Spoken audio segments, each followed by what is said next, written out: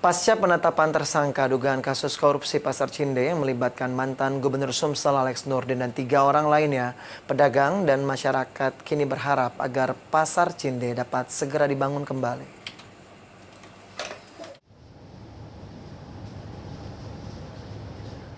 Kejaksaan Tinggi Kejati, Sumatera Selatan telah menetapkan 4 orang tersangka atas kasus dugaan tindak pidana korupsi Pasar Cinde yang melibatkan mantan Gubernur Sumsel Alex Nurdin.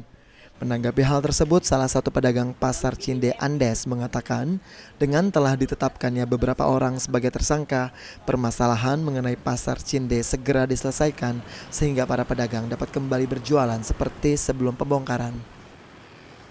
Kan istilahnya itu kalau kami pedagang Cinde ini dengan istilahnya itu banyak yang sudah tertangkap ini, mudah-mudahan Cinde juga cepat dibangun gitu. Mudah-mudahan ada titik terangnya gitu kan.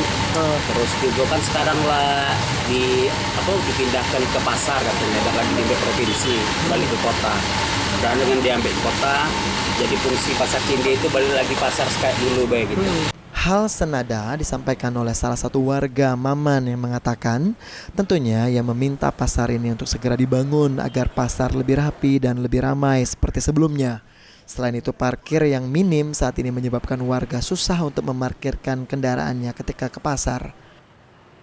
Aleknya masa pembangunan sih. Masa aleknya dan juga pembangunan juga lah. Harapan saya ya segera dibangun kan. Dengan adanya dibangun Pasar Cinde kembali kan mungkin suasana di Pasar Cinde lebih rapi.